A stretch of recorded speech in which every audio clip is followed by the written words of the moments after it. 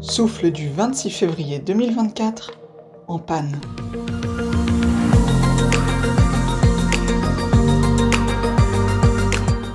Permettez-moi de vous faire quelques confidences. Ces dernières semaines, nous avons traversé plusieurs épisodes mouvementés, comme tout un chacun.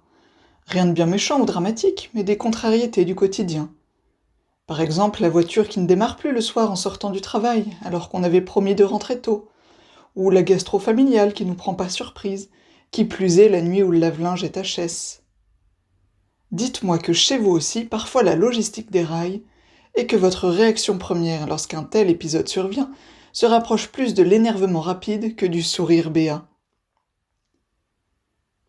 Dans la Bible, il nous est relaté un épisode où Jésus, fils de Dieu, prêche à une foule de plusieurs milliers de personnes en plein désert depuis 3 jours.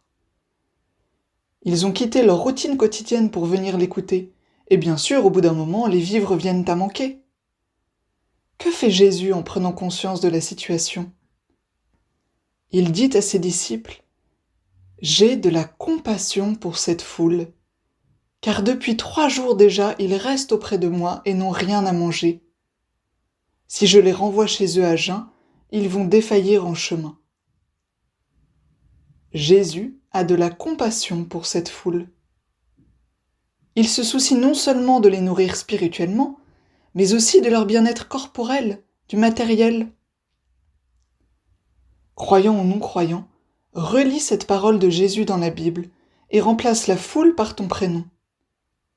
Jésus te dit : « J'ai de la compassion pour toi. » Tout ce qui fait ta vie l'intéresse, pas uniquement le spirituel.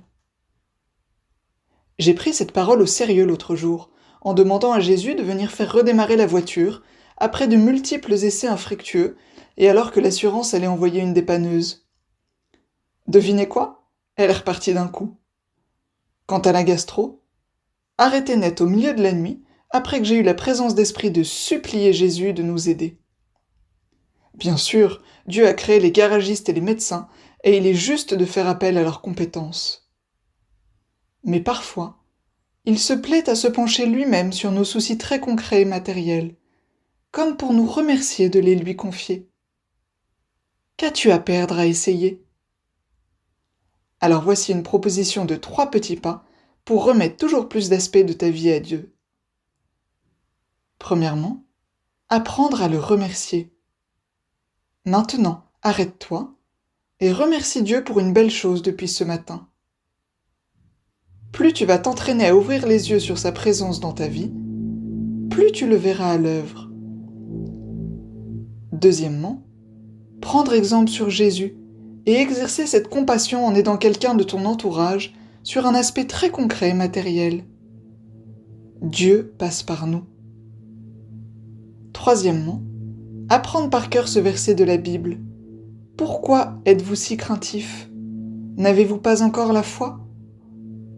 Et t'en souvenir lorsque tu n'oseras pas demander à Dieu de t'aider pour des soucis matériels.